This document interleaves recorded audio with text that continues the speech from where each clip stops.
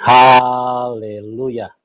Puji Tuhan, kita berjumpa kembali di dalam kasih dari Tuhan Yesus Kristus. Kami senang sekali bisa kembali berbagi kepada teman-teman dimanapun Anda berada, karena memang kami berhutang, tentunya bukan berhutang kepada teman-teman yang ada di dalam link ini, tapi kami berhutang kepada Tuhan, berhutang kebaikan Tuhan. Karena Tuhan telah begitu baik menyelamatkan kami, menolong kami, bahkan memberikan banyak mujizat di dalam hidup ini. Dan itu sebabnya kami tidak ingin menikmatinya sendiri.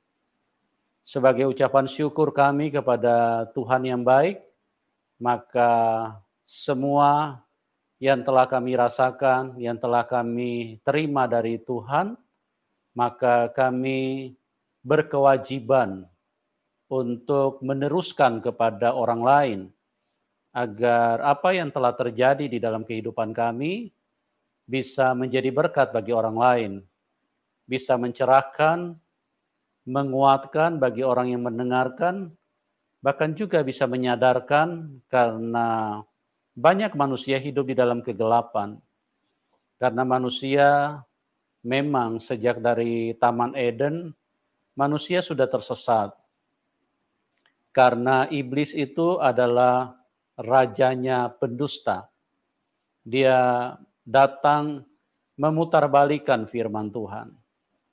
Itulah sebabnya maka kami yang sudah mendapatkan terang Tuhan, maka kami harus berbagi lewat tayangan-tayangan yang kami berharap bisa bermanfaat bagi banyak orang. Tentu yang paling penting di dalam hidup ini adalah keselamatan. Karena keselamatan tidak bisa dibeli dengan uang. Ya, keselamatan itu pemberian Tuhan, anugerah Tuhan. Oleh sebab itu, keselamatan itu sangat penting. Jauh lebih penting daripada uang yang ada di bank.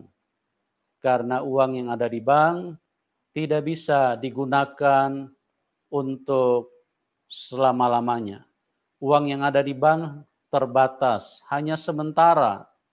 Kalau manusia sudah mati, maka uang sudah tidak bisa digunakan. Bukan hanya tidak bisa digunakan, uang yang Anda cari, uang yang Anda miliki, uang yang Anda simpan mungkin, rekening gendut, semua secara otomatis akan menjadi milik orang lain. Oleh sebab itu, perhatikan baik-baik di dalam hidup ini, bagaimana Tuhan Yesus turun ke dalam dunia 2000 tahun yang lalu untuk mengerjakan keselamatan dan memberikan kepada kita semua. Semua manusia, tidak ada perkecualian. Karena Tuhan Yesus itu Tuhan semua bangsa. Dia bukan hanya Tuhan orang Israel. Dia bukan hanya Tuhan orang-orang Kristen, tapi dia Tuhan semua bangsa. Karena apa? Karena dia mengasihi semua bangsa. Dia mengasihi semua manusia. Makanya di dalam firman-Nya Matius 11 ayat 28, dia berkata, "Marilah kamu yang letih lesu dan berbeban berat, karena aku akan memberikan kelegaan kepadamu." Dia tidak berkata, "Marilah kamu orang-orang Kristen, karena aku akan memberikan kelegaan kepadamu." Kalau dia berkata seperti itu, "Marilah kamu orang-orang Kristen," maka saya ingin mengatakan bahwa dia bukan Tuhan. Karena dia Tuhan satu kelompok. Tapi kalau dia berkata, "Marilah kamu yang letih lesu dan berbeban berat," artinya tidak ada perkecualian. Siapapun yang letih lesu dan berbeban berat bisa datang kepada Tuhan. Kenapa? Yang pertama, karena dia sangat baik. Ya, dia menolong kita bukan karena Anda memberikan dia uang, bukan karena manusia memberikan dia uang. Terus dia berkata, "Marilah kamu yang letih lesu dan berbeban berat." Kenapa sampai bisa begitu? Karena dia maha kuasa. Jadi apapun bebanmu, apapun keletihanmu, apapun kelesuanmu, mungkin orang tuamu sudah tidak mau tolong, mungkin orang tuamu sudah juga lelah melihat keadaanmu yang sulit. Tapi ingat, masih ada satu pribadi yang baik, itulah Tuhan Yesus. Nah, pada malam hari ini saya akan kembali menghadirkan bagaimana seorang narasumber yang mengalami perjumpaan dengan Tuhan lewat kasih yang ditunjukkan di dalam hidupnya, akhirnya beliau bisa dari orang yang tidak mengenal Tuhan, dari orang yang imannya antikris, dan bagaimana Tuhan hadir dan menjamah dan mengubahkan kehidupannya. Kita sambut narasumber kita, Bapak Ilyas. Shalom Pak Ilyas. Shalom, selamat malam. Apa kabar Pak? Baik Pak. Iya. Sehat. Tambah awet muda nih Pak Ilyas nih. Iya. Haleluya. Iya, karena Tuhan kan Pak? Amin Pak. Iya. Amin. Bukan karena jamu kan, karena Tuhan Yesus kan? Karena Tuhan Pak. Haleluya. Tetap semangat di dalam Tuhan. Karena ada keselamatan. Amen. Haleluya. Oke, Pak Ilyas, terima kasih buat kehadirannya. Dan pada malam hari ini, teman-teman tentunya akan diberkati lewat bagaimana pengalaman perjalanan iman Bapak dari seorang yang antikris, kemudian Bapak bisa percaya kepada Tuhan Yesus, bahkan saat ini Bapak adalah seorang yang melayani Tuhan, menginjil. Dan saya tidak perlu berpanjang kata lagi teman-teman, Pak Ilyas sudah ada di tengah-tengah kita, dan langsung saja saya serahkan kepada Pak Ilyas untuk menceritakan bagaimana perjalanan iman dari latar belakang seorang yang tidak mengenal Tuhan. Oke, Pak Ilyas silakan, waktu dan tempat saya serahkan kepada Anda. Ya, terima kasih Pak. Shalom, ya. Bapak Ibu saudara-saudaraku. Selamat malam semuanya, salam jumpa lagi. Tuhan Yesus memberkati kita semua. Malam hari ini saya juga mengucapkan terima kasih kepada Bapak Pendeta Manubulu dan tim yang sudah berkenan untuk mengundang saya. Ya, baiklah Bapak Ibu yang dikasihi Tuhan. Saya akan memperkenalkan diri. Nama saya, nama dari Muslim itu memang Muhammad Ilyas Syam. Jadi ketiga kalimat ini, nama ini diambil oleh ayah saya dari Al-Quran. Muhammad adalah nabi junjungan kami dulu, sedangkan Ilyas juga nama nabi, Elia mungkin ya kalau di Alkitab. Syam itu matahari karena saya lahir tepat matahari terbit. Nah, keluarga saya, ayah saya berasal dari Bima dan Bugis, karena kakek saya, ayah dari bapak saya itu berasal dari Bugis dan menikah di Bima dengan nenek saya Siti Khadijah. Nah, ibu saya berasal dari Jombang, Cukir, dekat dengan pesantren Tebu Ireng. Nah, saya lahir di Jombang tahun 67, 21 April. Keluarga kami adalah keluarga perantau. Jadi kami memulai merantau dari Bima. Ketika saya lahir di Jombang itu, kami pulang ke Bima. Saya sempat sekolah SD juga di sana. Nah, setelah itu ayah mengajak untuk merantau lagi, pindah kerjaan karena ayah adalah pekerjaan pedagang keliling. Jadi kami mengikuti usaha ayah dari Bima itu ke Jombang. Bahkan kami sempat tinggal di daerah lereng Gunung Bromo, Lekemar, di Putuk, desa Putuk. Ya, singkat cerita nggak terlalu begitu lama tinggal di sana. Lalu kami merantaulah sampai di Bukateja di Jawa Tengah, Purbalingga. Nah, di Purbalingga, di Bukateja inilah saya mulai dewasa, remaja, dan menjadi seorang muslim yang taat. Karena memang keluarga dari Bima memang semuanya taat. Terutama ayah, ya, karena ayah juga di Bima sering jadi imam karena kami punya musola di sana. Di Tente. Tente itu kecamatan Woha, satu kabupaten di Kabupaten Bima, satu kabupaten dengan Pak Sefudin Ibrahim. Jadi kami dari suku Dombojo sama dengan Pak Sefudin juga Dombojo, jadi kami masih ada satu darah. Karena Dombojo itu suku, sedangkan Dodonggo itu suku pribumi. Kalau Dombojo itu bukan pribumi, tapi sudah campuran dengan Bugis Makassar. Nah, suku Dombojo inilah yang mayoritas sekarang ada di Bima, di NTB. Nah, saudaraku yang dikasih Tuhan, saya tumbuh menjadi seorang remaja di Bukateja itu. Ya, kami biasa dengan teman-teman mengaji, karena musola itu tidak jauh dari rumah saya, mungkin sekitar 50 meter ya. Jadi kami sering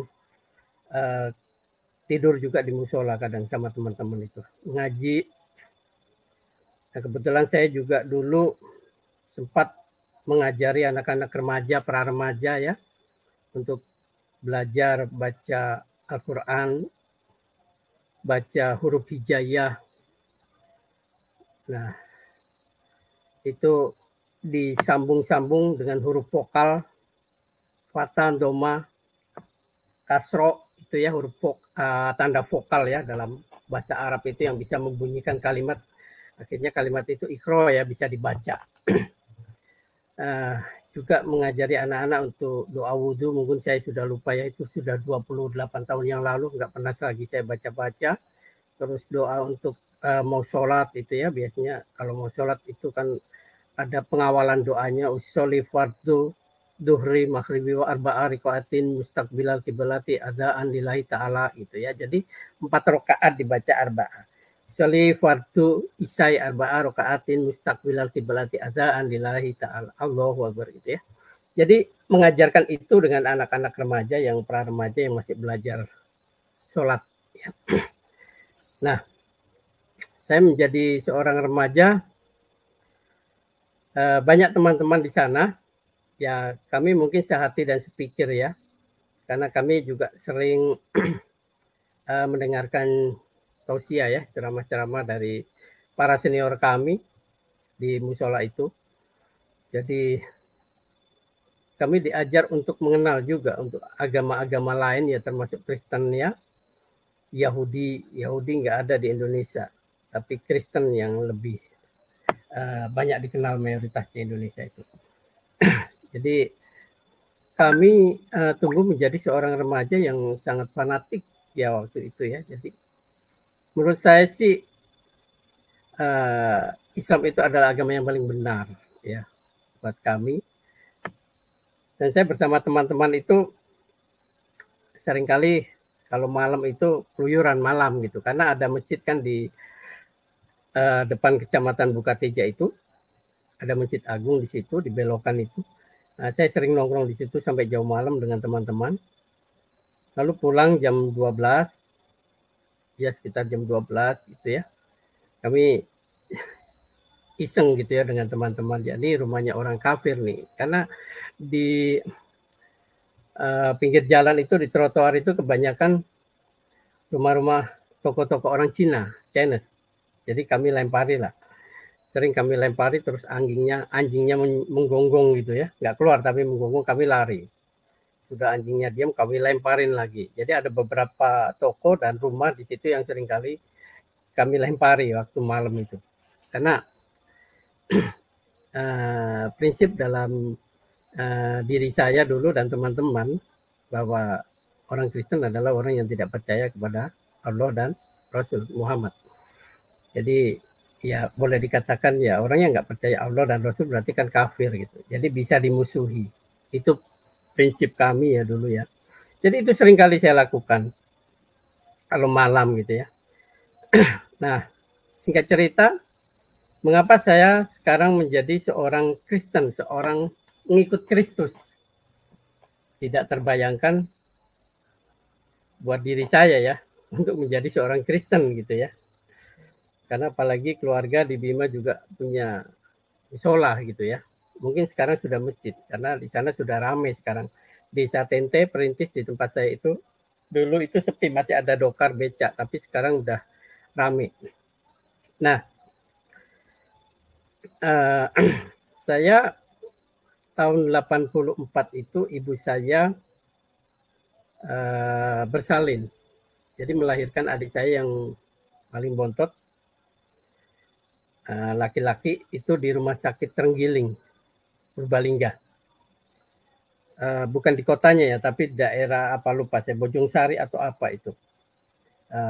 Rumah sakit Belanda itu, Trenggiling. Itu rumah sakit termasuk rumah sakit RSUD juga itu. Jadi ibu saya melahirkan di situ, operasi waktu itu. Nah, setelah operasi itu ya ibu saya kehabisan karena banyak darah yang keluar, jadi ibu saya koma. Nah, beberapa jam ya, hampir 1 harian tuh ibu saya itu nggak bergerak karena memang sudah lemas, kehabisan darah. Kami sekeluarga bingung. Akhirnya ayah saya menyuruh saya untuk mencari teman-temannya yang ada di Bukateja. Ya, hampir ada kurang lebih 10 orang ya kami bawa untuk kami cek di PMI itu, kami cek darahnya itu. Nggak ada yang sama karena darah ibu saya itu O. Jadi kami udah habis ongkos ya untuk cari orang nyari darah di PMI sampai ke Banjarnegara, Wonosobo. Itu kami mencari. Tidak menemukan dan kami sudah beberapa hari-hari udah bingung ya, ibu saya juga sudah kondisinya sudah sangat kritis sekali. Nah, di tengah perjalanan kakak perempuan saya itu ketemu dengan seorang pria parubaya, ya umurnya sekitar sama seperti saya lah, kurang lebih 50 tahunan. Nah, di bis itu dari arah Banjarnegara, dengan kesedihan kakak saya itu terbaca oleh seorang pria ini. Lalu kakak ditanya kenapa sedih.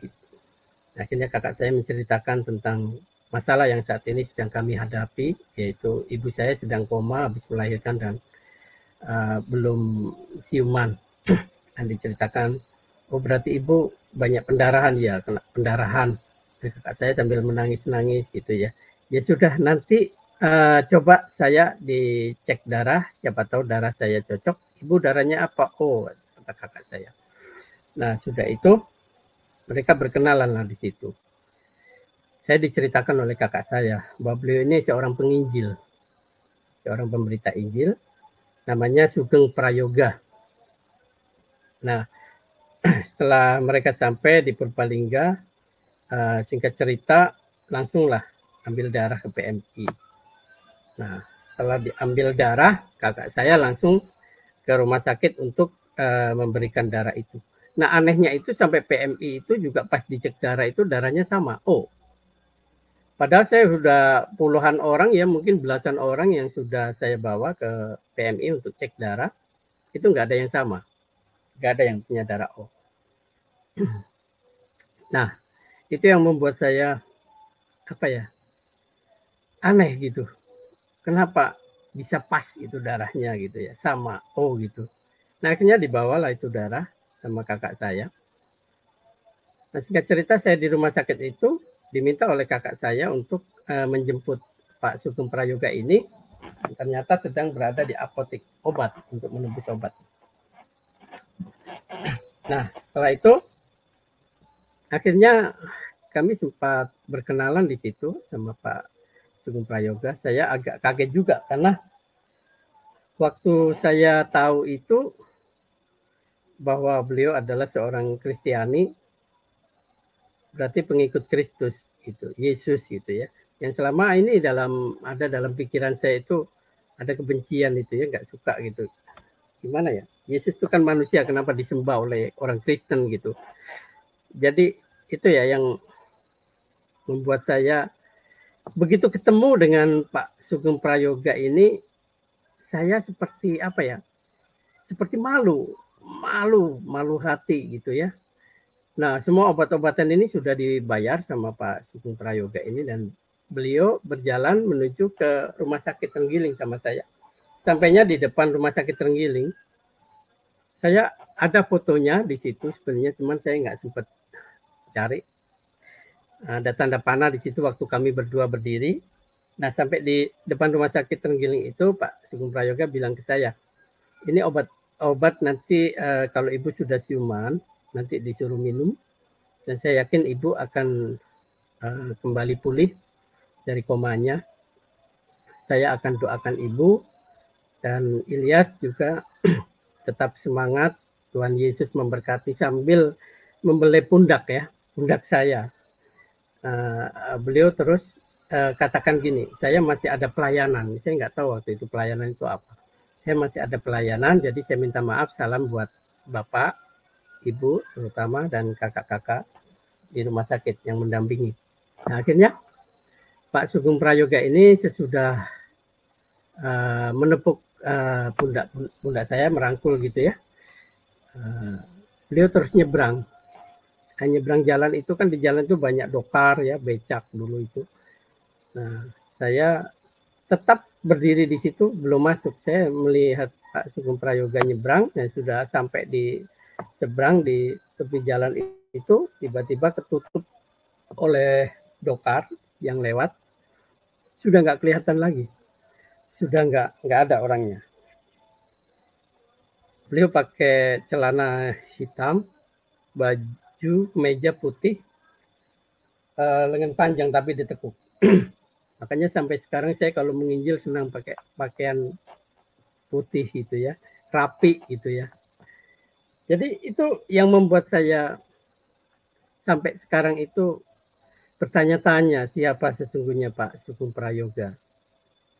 Ketika saya ditanya sama kakak saya, juga ibu saya waktu itu sudah siuman, dan ayah saya, kenapa nggak dilihatin? Sudah saya lihatin, tapi setelah ketutup oleh dokar itu, dokar sudah lewat tuh, saya nggak tahu lagi di mana beliau. Saya udah nggak lihat lagi. Nah, itulah awal pertama perjumpaan saya. Ini membuat perubahan di dalam diri saya yang tadinya saya benci gitu ya sama orang Kristen gitu. Jadi lama-lama hati saya itu luluh. Takut mau membenci orang Kristen itu, takut. Karena di Bukateja itu banyak toko-toko Cina. Dan saya sering beli rokok ayah saya itu di tokonya orang Cina juga. Ada namanya Tiontik, Tiongho, Babenso di sana. Saya banyak mengenal orang-orang Cina di sana. Saudaraku yang dikasihi Tuhan, singkat cerita ibu saya sudah kembali ke rumah, dan pengalaman ini lama sekali saya pendam di dalam diri saya. Tidak banyak saya ceritakan kepada siapapun. Nah, setelah itu saya ke Jakarta. Ke Jakarta saya bermaksud ingin melanjutkan sekolah waktu itu.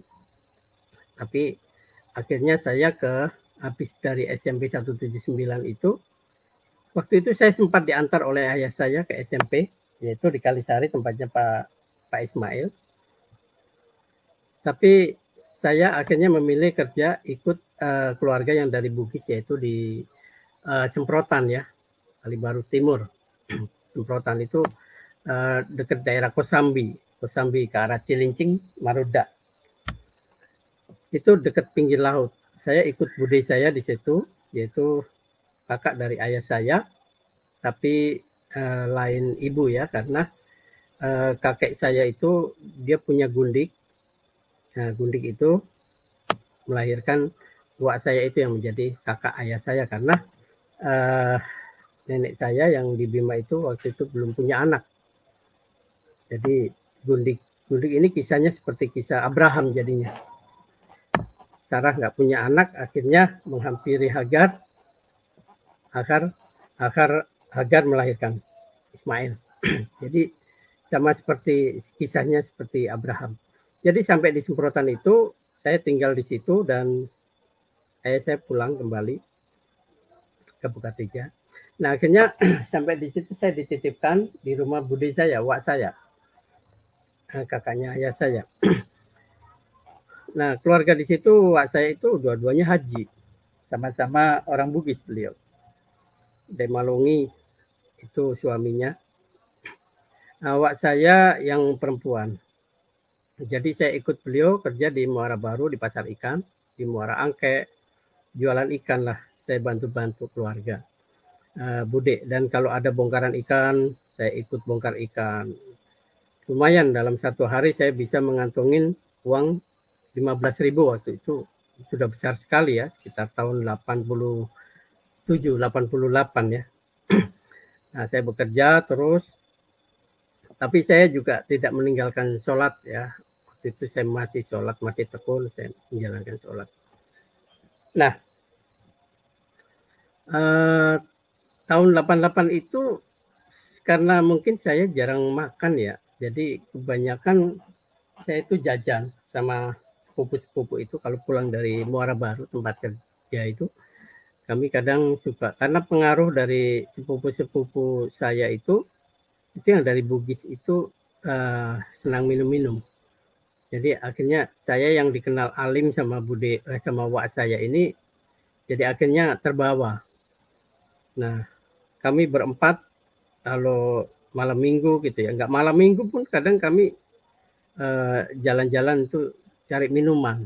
Jadi akhirnya kami paling sering tuh naik becak ke Kramatungga, daerah Kramatungga yang sekarang jadi Islamic Center. Nah, di sana kami joget-joget, minum-minum sama sepupu itu. Ya, itu kebiasaan yang kami lakukan. Akhirnya kalau setiap mau berangkat kerja itu saya lebih sering minum minum KTI kalau dulu ya. Ketan hitam itu, anggur ketan hitam itu. Saya minum, saya suruh ponakan saya untuk beli. Waktu itu harganya sekitar berapa ya? 700.000 lah, 700 harganya. Satu botol itu, dan saya minum. Karena kalau sudah minum itu, saya berangkat kerja itu kayaknya ada mental gitu ya, ada mental kuat gitu ya. Akhirnya ya itu yang saya lakukan setiap hari, setiap pagi saya senang minum KTI, saya senang minum. Nah, ya singkat cerita saya sakit waktu itu. Sakit dan di bagian lambung yang sakit itu. Mah lah kalau orang bilang itu mah ya. Tapi saya nggak merasakan ini mah seperti biasa gitu. Tapi hari demi hari saya mengalami ini, sakitnya luar biasa. Jadi seperti ditusuk-tusuk perut saya itu. Perih sekali itu. Tidur pun saya nggak bisa waktu itu. Nggak bisa tidur saya. Akhirnya saya ke klinik juga sendirian. Beberapa kali saya ke klinik itu, dokter juga menyarankan agar saya makan bubur. Nah, tapi saya juga jarang makan bubur karena saya udah nggak kuat mau beli keluar, udah nggak kuat jalan. Masak pun nggak bisa karena di rumah wak saya yang saya tempatin itu, keluarga beliau itu keluarga yang aktif pengajian-pengajian atau pengajian di daerah-daerah mana gitu ya, namanya orang Bugis, jadi rajin mereka melakukan pengajian-pengajian. Nah, akhirnya saya hanya sendirian di rumah waktu itu sakit. Saya sudah nggak kuat lagi, ke dokter juga. Saya jalan juga ngesot waktu itu, udah nggak kuat jalan. Saya selalu pegang perut, badan saya kurus itu, saya udah putus asa. Saya udah putus asa karena saya waktu itu tidur di rumah panggung itu sendirian. Itu rumah panggung ditempati oleh kakak sepupu saya, anaknya wak saya, tapi anaknya wak saya jarang tidur di situ. Akhirnya saya yang menempatin rumah panggung itu. Dan wak saya tinggalnya di sebelah, tapi di bawah, bukan rumah panggung. Nah, ketika saya merasakan sakit itu, saya nggak bisa bangun lagi. Mau buang air kecil pun saya nggak bisa. Ya di situ aja saya buang air kecil. Nah, tidur pun saya udah nggak bisa tidur waktu itu ya. Saya rasakan itu perut saya, lambung saya itu seperti ditusuk-tusuk, perih, nggak bisa tidur. Itu yang saya rasakan. Nah, setelah itu saya dengan menangis waktu itu, karena berdiri saja saya nggak bisa, apalagi menjalankan sholat ya. Saya sudah berdoa, tapi seperti tidak ada reaksi ya, tidak ada tidak bisa saya rasakan kuasa-kuasa Tuhan ya, kuasa Allah dulu yang saya sembah. Nah, akhirnya waktu di kamar itu saya teringat Pak Sugeng Prayoga. Waktu itu, itulah pengalaman awal yang saya ingat ketika tahun 88. Jadi ini jeda waktunya 4 tahun, dari mulai tahun 84 sampai 88. Nah, saat itu saya teringat, Tuhan, Yesus, kalau memang engkau Tuhan, berarti Tuhanku juga. Itu dalam hati saya. Saya teringat Pak Sugeng Prayoga ini, dia mendonorkan darahnya dan ibu saya bisa hidup kembali. Artinya bisa pulih ya dari koma, bisa siuman dari koma yang berhari-hari dialami oleh ibu saya ini. Saya teringat di situ. Nah, ketika itu saya keluar kamar sambil jalan ngesot-ngesot itu ke belakang. Jadi di belakang itu kalau rumah Bupis itu panggung itu ada dari bambu ya, dari bambu, dan dia tidak rapat, tidak rapat, masih ada lubang gitu ya. Buat buang air, buat mandi di situ segala bisa. Nah, saya berjalan sampai di situ, saya sambil menangis, air mata saya dengan putus asa, dan saya malam itu sudah nggak ada harapan untuk hidup. Itu yang saya alami, nggak ada harapan sama sekali untuk hidup. Nah, obat-obatan saya bawa dari kamar. Saya bilang, itu mungkin doa saya yang pertama ya, tapi saya nggak tahu apakah itu doa atau tidak, karena saya berbicara dengan Tuhan waktu malam itu. Sekitar pukul 11:30 ya, antara pukul 11:30, 12. Saya bilang sama Tuhan Yesus, Tuhan Yesus, kalau engkau memang Tuhan, sembuhkanlah saya. Mujizatmu yang kuingat, di Al-Quran juga kan Nabi Isa itu bisa menyembuhkan segala macam penyakit sopak, bahkan mengeluarkan orang dari dalam kubur. Itu saya imani betul. Nah, ketika saya berbicara kepada Tuhan Yesus, saya ingin engkau menyembuhkan aku. Aku ingin mujizatmu bisa terjadi atas diriku dan aku mengalami kesembuhan. Dan waktu itu obat-obatan masih ada di tangan saya. Inilah bukti bahwa aku saat ini mengandalkan engkau, memohon kesembuhan daripada saya buang itu obat-obatan dari rumah panggung itu, di kolong itu saya buang ke bawah. Jadi saya udah nggak pegang obat lagi. Dengan derai air mata saya tetap mengingat kepada Pak Sugeng Prayoga itu. Dia punya Tuhan Yesus. Nah, waktu itu sempat dia bicara juga tentang Tuhan Yesus. Dia katakan Tuhan Yesus pasti memulihkan ibu. Nah, saat itulah saya langsung, Tuhan Yesus sembuhkan saya. Kalau saya sembuh, sehat kembali, saya ingin seperti Pak Sugeng Prayoga menjadi penginjil, menjadi pengikutmu. Itu nazar saya yang saya ucapkan waktu itu. Nah, dengan derai air mata itu yang saya rasakan setelah saya mengucapkan kalimat-kalimat itu, saya kembali lagi ke kamar. Saya berharap malam ini saya bisa tidur. Karena saya lelah sekali, sudah nggak bisa tidur berhari-hari. Karena perut saya terasa perih dan ditusuk-tusuk. Nah, setelah itu saya ke kamar, saya mencoba untuk sedikit merenung gitu ya. Apakah tadi saya sedang bermimpi atau tidak gitu ya. Nah, akhirnya tiba-tiba saya bisa tidur. Nggak tahu saya itu bangun jam 5 pagi. Biasanya saya sulit sekali untuk tidur. Pas saya bangun jam 5 itu kan dengar suara azan. Itu saya pegang perut saya, kok dingin gitu ya. Kok dingin gitu. Nggak ada rasa perih, rasa ditusuk-tusuk udah nggak ada di perut saya ini. Nggak. Lalu saya perlahan-lahan bangun dan berdiri. Bisa berdiri. Biasanya saya nggak akan kuat berdiri karena perut saya ini terasa kayak lengket, kayak apa gitu, saya nggak tahu. Kalau dokter bilang ini mah kronis katanya, dibilang gitu. Nah, akhirnya saya coba untuk turun ke tangga kan dari rumah panggung itu. Karena di rumah tangga itu di bawah itu ada tempat untuk ngambil air wudhu, biasa untuk ngambil air wudhu. Pas saya turun ada wak saya keluar. Ini ya, kamu udah sembuh katanya. Ya, alhamdulillah Wak, sudah enakan gitu ya. Saya sambil turun mengambil air wudhu. Ya udah Wak duluan aja.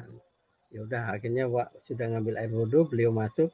Saya nggak ngambil air wudhu karena saya mencoba untuk jalan turun. Kok bisa turun gitu ya.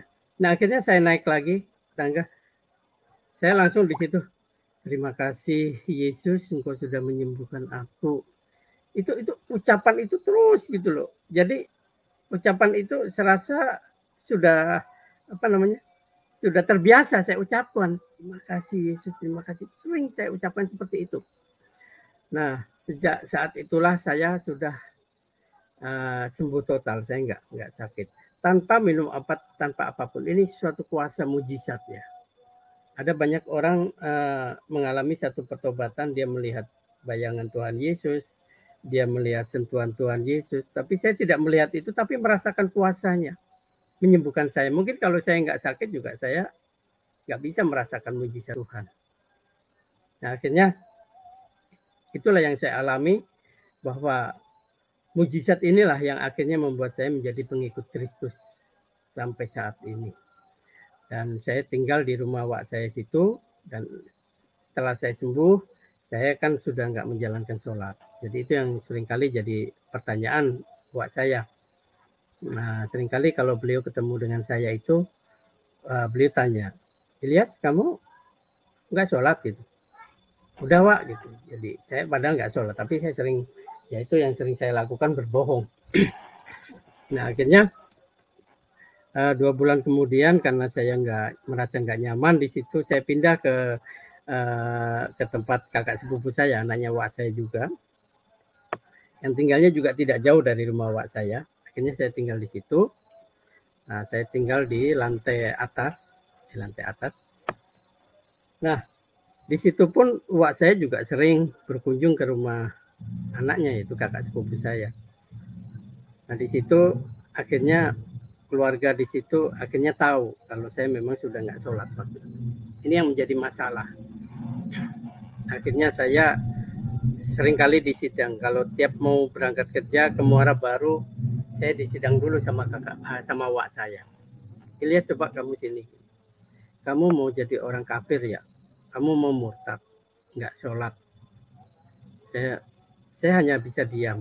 Wak saya bicara banyak, bicara tentang keimanan Islam, ya. Tapi saya nggak banyak menjawab.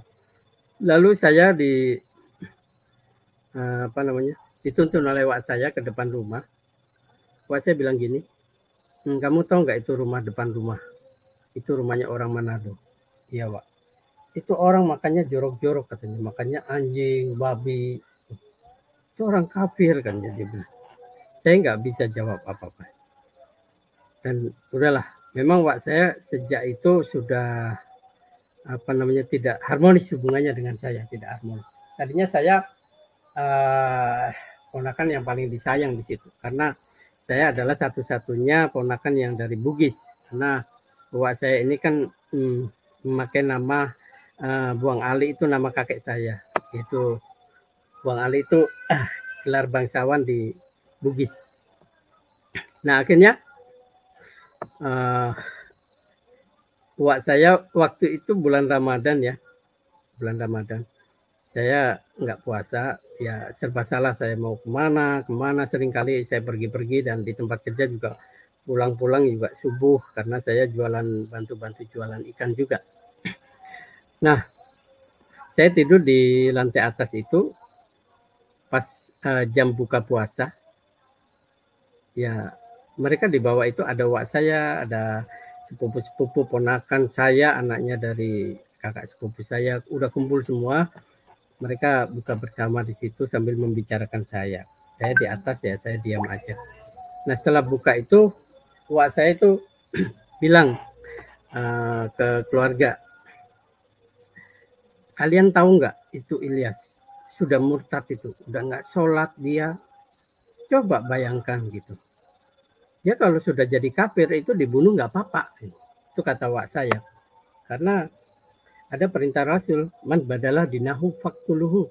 Barang siapa murtad, menukar agama, bunuhlah dia. Saya merinding ketika wak saya bilang seperti itu. Karena wak saya,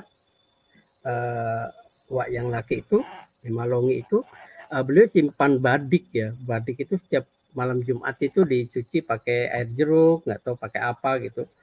Itu setiap malam Jumat. Nah itu saya kebayang di situ kalau saya lagi tidur nanti saya ditusuk bagaimana gitu ya. Jadi sejak saat itu saya sudah mulai nggak tenang, nggak damai hati saya. Saya jadi seperti gimana ya, seperti menyesal atau bagaimana, seperti mau marah, seperti apa yang saya rasakan itu. Waktu itu saya katakan, Tuhan Yesus, saya ini mau ikut Engkau, tapi kok saya jadi begini gitu ya. Jadi merasa nggak nyaman, nggak damai gitu loh ya. Nah itulah yang saya rasakan ketika saya membaca Alkitab pun, saya bisa merasakan bahwa nasib saya ini sama seperti yang dikatakan Tuhan Yesus. Dia katakan, aku datang bukan untuk membawa damai, tapi pedang.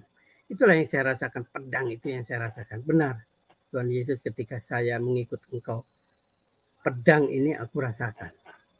Jadi pedang itulah pemisahan saya dari orang-orang yang tidak percaya, dari keluarga yang tidak percaya. Jadi singkat cerita, saya pergilah dari rumah wak saya, dari rumah kakak sepupu saya, dan saya kembali lagi ke SMP, ke Kalisari. Disitulah saya akhirnya bisa ke gereja, dan saya bisa baca Alkitab di situ. Walaupun om saya, Om Ismail, yang waktu itu menjabat sebagai kepala sekolah SMP Negeri 179 di Kalisari. Nah, beliau juga lama-lama tahu kalau saya memang sudah nggak pernah sholat. Saya di situ sebagai TU honorer, tapi beliau masih perhatian sama saya.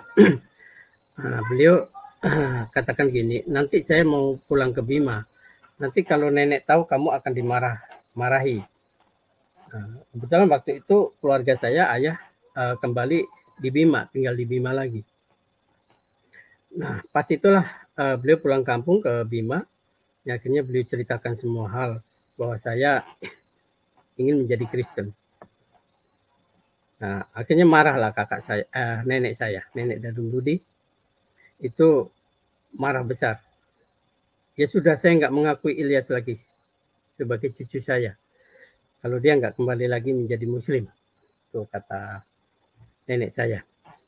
Nah, akhirnya hari demi hari saya akhirnya rindu ingin ke gereja. Itu yang ada di dalam diri saya. Saya rindu ingin ke gereja. Nah, akhirnya saya kenal beberapa staf TU di situ, orang-orang Batak yang Kristen. Ada seorang TU, kepala TU namanya Pak Pasaribu. Saya katakan, Pak, saya mau ke gereja boleh nggak? Gitu. Oh, nggak boleh katanya. Karena Pak Pasaribu tahu kalau saya Muslim, ponakan Pak Ismail, kepala sekolah. Karena beliau tahu bahwa orang Bima itu nggak ada yang Kristen. Nah, akhirnya singkat cerita, saya ketakutan gitu loh kalau mau masuk gereja gitu, takut diusir karena Pak Pasaribu bilang di situ nggak boleh orang Muslim katanya gitu. Di situ semua untuk orang Kristen yang ibadah gitu. Nah, akhirnya ketika saya mau ke gereja itu saya merasa takut gitu loh, hanya ada kerinduan saja tapi nggak bisa saya laksanakan gitu karena saya pikir ya nanti saya malu juga kalau saya diusir gitu. Nah, akhirnya saya tanya, ada guru namanya Bu Masliana, sudah almarhumah. Beliau dari Medan, orang Batak juga. Saya tanya ke beliau, Bu, kalau ke gereja itu status saya kan masih Muslim ya. Apakah saya bisa? Oh bisa, katanya, gereja siapa aja boleh gitu, ibadah gitu. Kan ibadah kepada Tuhan gitu. Jadi Bu Masliana juga agak kaget juga ketika saya menanyakan gereja karena beliau tahunya saya ponakannya Pak Ismail itu orang Muslim gitu kan. Beliau mengenal saya kan, nama saya Muhammad Ilyasem, itu masih saya pakai waktu itu. Nah, akhirnya saya masuk di gereja. Ketika saya mau masuk di gereja itu saya agak ragu gitu ya, tapi saya kembali dikuatkan karena gereja untuk ibadah siapa aja boleh ibadah di situ. Nah, saya masuk di gereja Yeruel, GKP Gereja Kristen Pasundan. Waktu itu ada di Jalan Raya Bogor, di pinggir jalan. Gerejanya masih kecil ya, masih seperti kayak pos kebaktian gitu, tapi sekarang sudah pindah ke dalam dan sudah dibangun besar. Sampai sekarang saya masih bergereja di sana. Nah, saya masuk gereja, hari pertama itu saya ke gereja, pas saya berhadapan dengan petugas mungkin majelis ya atau siapa di pintu itu, dia membagi seperti warta gitu ya. Kalau orang Kristen bilang itu warta jemaat gitu. Saya pas nyampe di depan beliau itu, saya agak kaget gitu loh, kaget dan takut gitu. Takut nanti ditanya, kamu orang mana, agamamu apa gitu. Jadi itu pikiran-pikiran saya waktu itu. Akhirnya pas sampai dia katakan shalom gitu, saya nggak ngerti shalom apa. habis salam dia katakan selamat pagi gitu. Akhirnya sambil memberikan kertas ke saya tunggu sebentar, ayo silakan masuk mas gitu. Akhirnya saya masuk ke dalam, itu rasanya sampai dalam itu lega. Saya duduk paling pojok di belakang, saya duduk paling belakang. Nah pas sampai di dalam itu ya apa ya yang saya rasakan itu mungkin nggak bisa saya ceritakan gitu. Pas sampai dalam itu rasanya enak gitu loh, saya bisa ya nyampe sini masuk di dalam gereja. Nah itulah yang saya pertama kali ke gereja itu, pengalaman pertama kali itu membuat saya benar-benar berubah hati saya. Dan sejak saat itulah saya langsung membeli Alkitab di Pasar Senen waktu itu di terminal. Itu di pinggir terminal dulu banyak orang jual kaki lima, jual buku-buku di situ di Pasar Senen di terminalnya. Saya beli di situ, bangun pagi-pagi, saya beli, harganya sekitar 3 ribuan lah waktu itu. Alkitab warna merah. Nah, di situ sebenarnya tidak dijual itu Alkitab. Nah, karena dia jualnya ngumpet-ngumpet. Nah, pas saya buka di lembar pertama, ada tulisan tidak diperjualbelikan. Oh, pantas saja, nggak dipajang gitu kan. Kita, saya pulang dengan membawa Alkitab ke SMP karena saya tidur di mes itu, saya tidurnya di ruang kepala sekolah, tidak di mes. Karena di mes itu kan banyak pesuruh-pesuruh, orang-orang Sunda. Nggak nyaman saya, banyak orang di situ, orangnya kan orang Sunda itu taat sekali, dia sholat, yang rokok juga saya nggak kuat lagi di situ. Nah akhirnya saya tidurnya di kantor kepala sekolah. Nah di situ saya terus membaca Alkitab, memperdalam Alkitab ya, sambil saya juga menguatkan diri gitu ya. Jadi saya waktu itu sambil mencari Al-Quran juga yang ada terjemahannya. Akhirnya bisa saya temukan Al-Quran. Nah ini Al-Quran saya. Ini udah lama sekali. Ini ada terjemahannya. Jadi ini Al-Quran menjadi saksi. Ada terjemahannya. Di sinilah saya tahu banyak hal tentang Isa Al-Masih. Nah, Bapak Ibu yang dikasih Tuhan, di situ saya membuka beberapa ayat-ayat Quran yang berhubungan dengan Isa Al-Masih yang begitu menguatkan saya. Memang di surat Al-Imran ayat 45 itu, di sekolatil malaikatu ya Maryamu innallaha yubasyiruki bi kalimatin mim ismuhul masihu Isa ibnu Maryam wajihan fid dunya wal akhiru wa minal muqarrabin. Wahai Maryam, Allah akan memberikan kabar gembira kepadamu, sebuah kalimat daripadanya namanya Al-Masih Isa putra Maryam, seorang terkemuka di dunia dan di akhirat, dan seorang yang didekatkan kepada Allah. Di sini saya makin dikuatkan dengan ayat ini.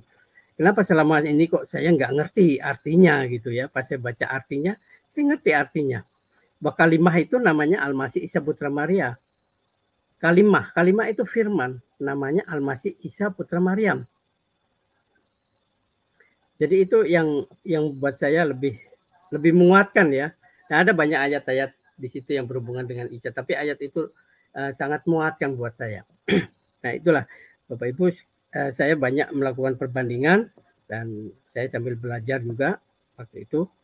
Nah akhirnya singkat cerita sampai tahun 90 itu saya sudah ke gereja, sudah biasa ke gereja.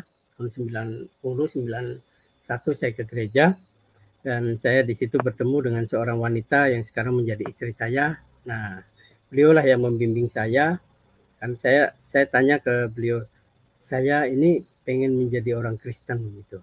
Akhirnya beliau mengajak saya karena beliau akhirnya tahu saya dari Muslim, saya harus CD dulu, harus baptis dulu. Nah, saya belajar, dibimbing oleh beliau itu 1 tahun lamanya, katekisasi saya. Katekisasi dibimbing secara khusus oleh seorang pendeta Supriyatna. Nah, akhirnya saya belajar sampai saya memahami tentang ajaran Kristen, sejarah gereja, saya banyak tahu di situ. Nah, itu tepat 12 April tahun 92 saya menerima baptis, sakramen baptis dan CD, baptis dewasa. Nah, saya bersyukur dengan istri saya ini membimbing saya sampai saya bisa dibaptis, sampai saya bisa CD dan akhirnya menikah dengan beliau sampai sekarang. Dan puji Tuhan saya dikaruniai anak 2. Yang pertama perempuan, Saya beri nama Esther Octaviani, yang kedua laki-laki yaitu Andreas Pujianto. Nah, Bapak Ibu yang dikasih Tuhan, tahun 92 itu saya sudah dibaptis, dan saya mencoba aktif di dalam persekutuan, dan saya banyak belajar juga dari hamba-hamba Tuhan yang mantan Muslim, diantaranya Pak Yusuf Roni. Saya aktif di gereja UKI ya, GKRI Diaspora waktu itu. Ibadahnya pagi sekali jam 5 di sana. Juga saya juga banyak dikenalkan dengan hamba-hamba Tuhan seperti Pak Edi Sabto. Edi Sabto itu dari Muslim juga. Nah, akhirnya yang terakhir saya mendalami Islamologi juga di Jalan Proklamasi sama Bapak Dr. Suradi di sana. Ya, akhirnya saya terbentuklah dalam diri saya kerinduan untuk menjadi seorang penginjil.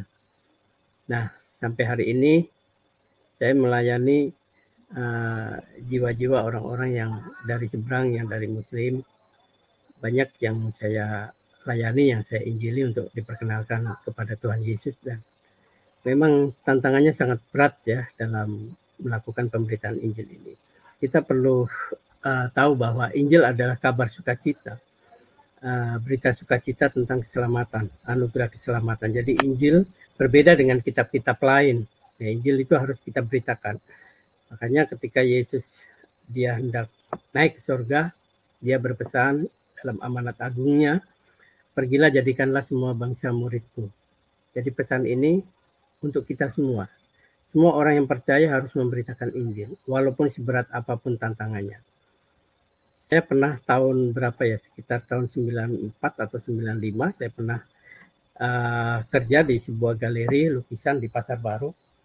Dan di sana saya juga, karena saya bercerita tentang Injil, akhirnya banyak karyawan di sana yang tahu kalau saya dari Muslim. Akhirnya kami diskusi di sana. Nah, saya sudah diskusi itu, ada salah seorang dari Muslim, ternyata mereka dari Pemuda Muslim Pancasila waktu itu. Nah, akhirnya salah seorang mengancam saya akan membunuh saya. Ini tantangan, benar-benar seorang penginjil itu tantangannya luar biasa. Saya dibisikin sama dia, awas ya, kalau kamu memberitakan Injil di sini lagi, kamu pulang saya cegat, saya bunuh. Itu rasanya gimana ya? Secara kedagingan, secara manusiawi saya takut sekali gitu ya. Kok jadi begini ya? Tapi Tuhan menguatkan. Saya terus nggak bisa berhenti untuk memberitakan Injil. Dan di dalam diskusi itu ada seorang karyawan namanya Santoso. Dia anak dari Surabaya, seorang karyawan di situ, dan dia juga akhirnya menyatakan diri percaya kepada Yesus. Itulah yang pertama kali saya melakukan penginjilan, dan sampai hari ini saya tetap melakukan penginjilan, dan itu saya lakukan bersama istri saya. Saya kalau menginjil kemana aja, ada yang telepon, ada yang ngundang, saya layani dengan istri. Banyak hal pengalaman yang saya alami selama saya penginjilan itu. Ya, kami seringkali kehujanan, kepanasan di atas motor berdua, tapi kami tetap dengan sukacita. Karena ini adalah merupakan nazar. Nazar dari diri saya yang memang Tuhan kuatkan. Tuhan kuatkan, dan puji Tuhan tahun 2012 ayah saya juga sebelum beliau dipanggil Tuhan sudah menyatakan diri percaya kepada Kristus. Karena pada tahun 97 itu keluarga kembali ke Jawa dan tinggal ikut kakak saya yang ada di Purwakarta. Nah, sudah ayah saya menerima Yesus, kemudian adik saya yang perempuan Yuni juga ikut terima Yesus sebagai Tuhan dan Juru Selamatnya. Karena ini sebenarnya ceritanya lucu. Nah, ketika ayah saya bimbing doa dan ayah saya mau menerima Yesus sebagai Tuhan dan Juru Selamatnya. Nah, ketika ayah saya dipanggil Tuhan, adik saya Yuni ini nanya ke saya, Mas Il, itu ayah masuk surga enggak? Oh, masuk surga karena dia menerima Yesus, karena dia percaya bahwa Yesus itu adalah Tuhan. Kan ayah nggak pernah ke gereja katanya. nggak pernah dibaptis kayak Mas Il katanya. Itu adik saya yang perempuan. Iya, tapi penjahat yang di samping Yesus itu juga masuk surga karena dia percaya kepada Yesus. Nah, penjahat itu pembunuh, ya apalagi nggak pernah beribadah kan, tapi Yesus selamatkan. Nah, itu cerita tentang ayah saya. Yuni langsung menangis dan kalau gitu saya mau jadi orang Kristen. Nah, sejak saat itu Yuni akhirnya saya daftarkan di gereja GKP di Purwakarta. Nah, ikut katekisan dan tahun 2013 dia dibaptis, sekarang juga masih aktif di GKP. Nah, setelah itu keluarga saya, kakak saya yang perempuan itu, yang dulu pertama kali dia ketemu dengan Pak Sugeng Prayoga, juga terima Yesus sebagai Tuhan dan Juru Selamatnya. Dan tahun 2020 beliau meninggal, dipanggil Tuhan. Saya sedih tapi saya sukacita. Ibu saya juga begitu. Sudah saya injili, walaupun belum menyatakan diri, tapi ibu saya sudah mau saya doakan, saya injili, saya percaya Tuhan pasti menyelamatkan ibu saya. Nah, dari 4 ini ada salah seorang ponakan, anak dari adik saya, namanya Desi Fitriani. Dia juga sudah terima Yesus sebagai Tuhan dan Juru Selamatnya. Nah, kemungkinan habis PKL ini dia akan melakukan katekisan dan untuk CD. Tinggal dengan adik saya Yuni itu di Purwakarta. Nah, Bapak Ibu yang dikasih Tuhan, menjadi orang percaya memang tidak mudah. Pengalaman membentuk kita menjadi kuat. Apapun yang pernah kita alami dalam kehidupan kita, itu menjadi satu pengalaman yang menguatkan kita, memurnikan iman kita. Saya saat ini seringkali berpikir, kenapa nggak dari dulu saya percaya Yesus gitu ya. Tapi ya inilah kehidupan. Jadi banyak tantangan sampai hari ini pun, tapi tantangan sudah tidak ada dari keluarga saya. Tapi mungkin tantangan dari luar ya, artinya tantangan setan itu kan pintar dia. Ketika kita mau taat, ketika kita mau menginjil, itu godaannya kuat sekali. Tapi saya terus maju, saya terus memberitakan Injil sampai hari ini. Dan inilah bagian dari pengalaman saya yang bisa saya ceritakan malam hari ini, bahwa mujizat Tuhan Yesus itu ada. Dan itu saya percaya. Dan buktinya adalah saya. Saya bisa dimenangkan dan saya bisa menjadi seorang pengikut Yesus dan memberitakan Injil. Itu adalah suatu kasih karunia bahwa Tuhan Yesus itu luar biasa buat saya. Jadi kita jangan berhenti untuk memberitakan Injil, karena di dalam kitab Matius 4 pasal 4 ayat 19 Yesus di sana mengatakan, "Mari ikutlah aku dan kamu akan kujadikan penjala manusia." Penjala jiwa. Di Lukas 4 ayat 19 juga sama dikatakan itu. Mari ikutlah aku dan aku akan kujadikan penjala manusia. Jadi inti dari pengajaran Yesus supaya kita mencari jiwa, supaya kita memberitakan Injil kepada siapapun. Jadi mari Bapak Ibu Saudaraku yang dikasihi Tuhan, kita sudah menerima anugerah keselamatan, mari kita bagikan berita keselamatan itu kepada semua orang. Kepada saudara-saudara kita yang belum percaya, saudara-saudara kita yang dari agama seberang, Islam, Hindu, Buddha, dan apapun mereka yang belum percaya.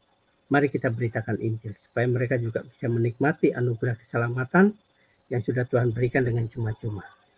Hidup kita sudah ditebus oleh Tuhan dengan darahnya. Karena seharusnya kita yang mati. Seharusnya kita yang mendapatkan upah. Karena upah dosa adalah maut. Orang yang berdosa tidak akan mungkin bisa hidup kekal. Orang yang berdosa tidak akan mungkin dia bisa menikmati kerajaan surga. Tapi itulah kasih Allah pada kita semua, bahwa ketika manusia jatuh ke dalam dosa, Tuhan sudah membuat rencana. Bahwa Tuhan sudah membuat rencana peperangan dengan iblis. Dan firman-Nya datang ke dalam dunia untuk menyelamatkan kita. Firman itu menjadi manusia. Dia membuktikan bahwa kasih-Nya yang begitu luar biasa. Dan dia mau mati di atas kayu salib. untuk menggantikan kematian kita, untuk menggantikan upah dosa yang kita perbuat. Jadi kita sudah ditebus oleh darah Kristus, kita harus percaya bahwa Yesus sudah mati untuk dosa-dosa kita dan dia sudah bangkit untuk menyelamatkan kita.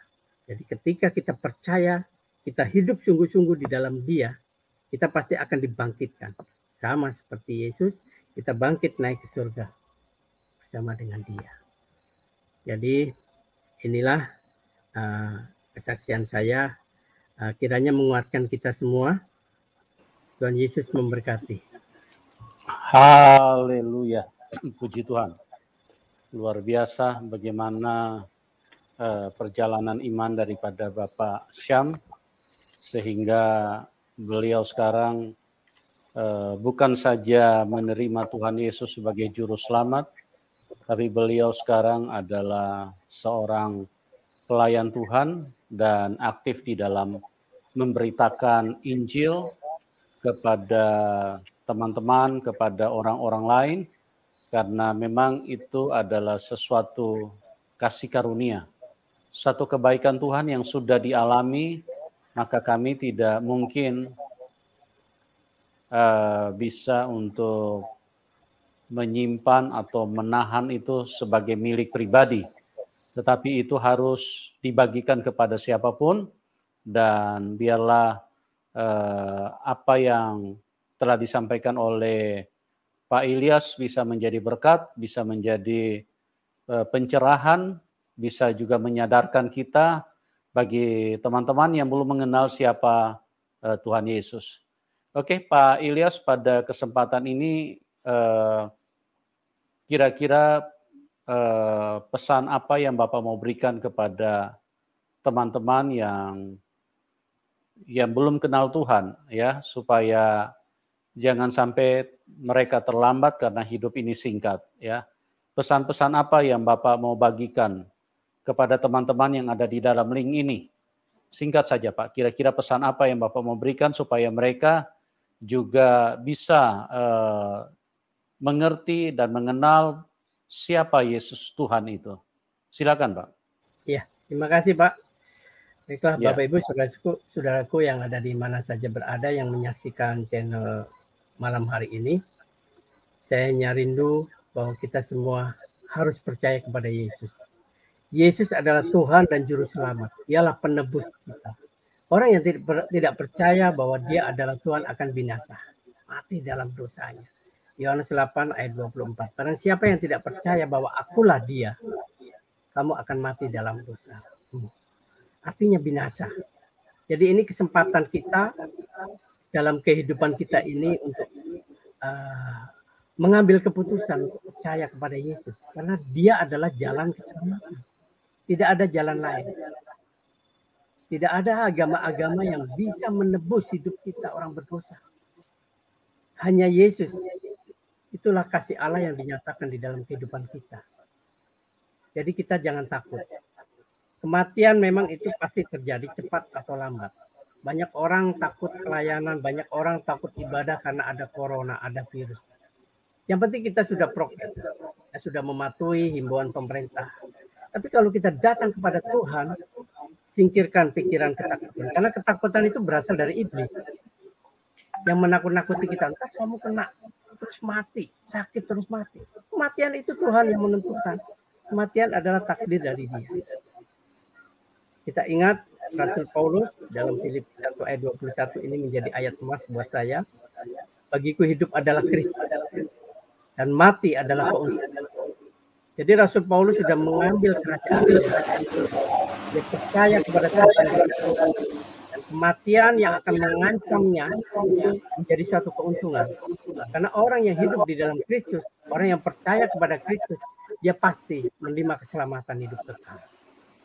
Jadi kita nggak perlu takut mati. Kita harus berjuang, kita harus melayani Tuhan sampai Dia datang, sampai Dia memanggil kita. Ini kesempatan. Ketika kita masih kuat, masih sehat, dan kita masih bernafas, mari kita mau sungguh-sungguh hidup di dalam Kristus dan memberitakan kabar sukacita Injil kepada semua orang. Memberitakan Injil jangan mentargetkan orang menjadi Kristen. Tapi tugas kita memberitakan Injil. Dan yang akan merubah orang itu adalah Tuhan. Jadi tugas kita memberitakan Injil. Orang yang akan dimenangkan oleh Tuhan itu menjadi otoritas Tuhan. Tugas kita hanya memberitakan Injil. Dengan perilaku sikap hidup kita bisa mencerminkan karakter Kristus kepada banyak orang. Dan sehingga orang bisa memuliakan Tuhan, melihat cara hidup kita yang kudus, yang penuh dengan kelemah lembutan. Mari kita miliki karakter Kristus supaya kita bisa menjadi berkat bagi banyak orang. Terima kasih, Tuhan Yesus memberkati kita semua.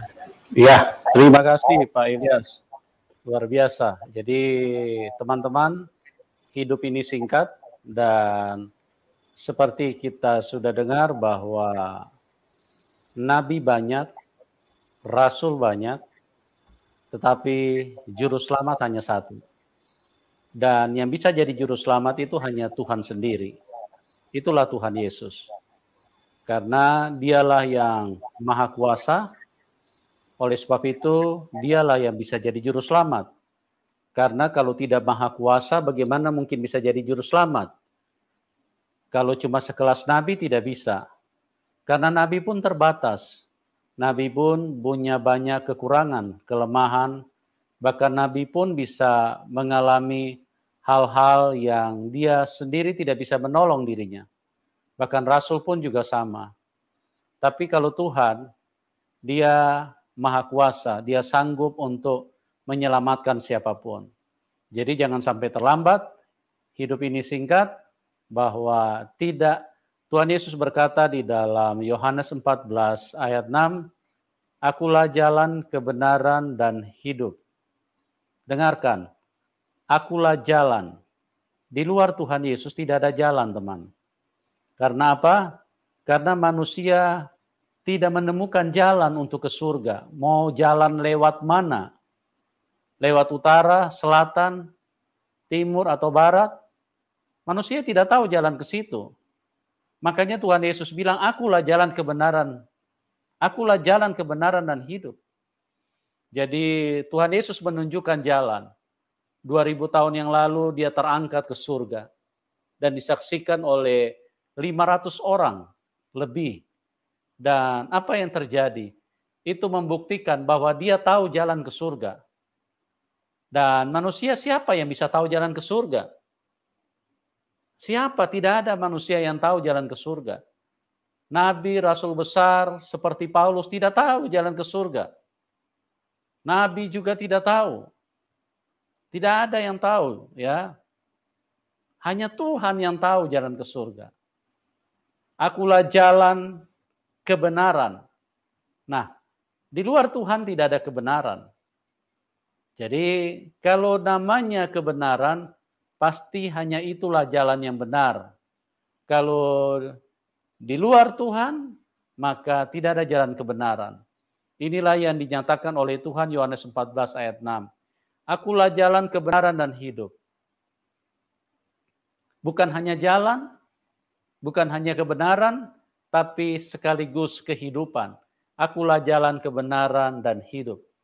Manusia semua mengalami kematian. Sekali lagi, nabi-nabi semua mengalami kematian, apalagi nabi palsu. Ya, rasul-rasul semua juga. Apalagi rasul palsu, seperti yang ditulis di dalam Alkitab, di dalam Injil. Karena banyak nabi palsu yang akan muncul, banyak rasul-rasul palsu yang akan muncul.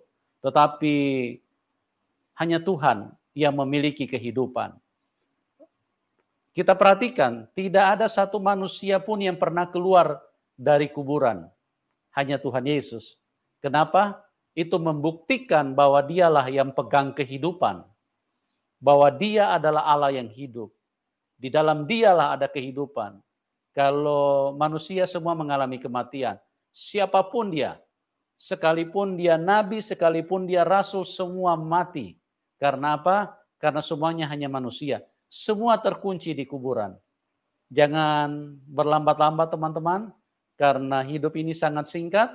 Pastikan bahwa Anda telah menerima juru selamat di dalam hidupmu, karena hanya Dia yang bisa membawa kita ke surga. Dan bagi teman-teman yang diberkati, jangan lupa dukung Pak Elias.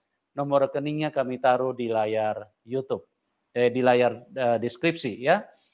Dan sekali lagi terima kasih buat Pak Elias yang sudah bersaksi pada malam hari ini. Doa kami buat Bapak tetap semangat, tetap setia, dan semakin menyala-nyala di dalam Tuhan. Dan bagi teman-teman yang lain yang sudah bergabung di dalam link ini, doa kami juga buat Anda semua supaya kebaikan Tuhan, kasih karunia Tuhan bisa terjadi di dalam hidup semua teman-teman yang menyaksikan acara ini. Tuhan Yesus memberkati kita semua, Tuhan Yesus mengasihi kita semua, dan kita akan berjumpa di program selanjutnya, dan salam kemenangan. Amin.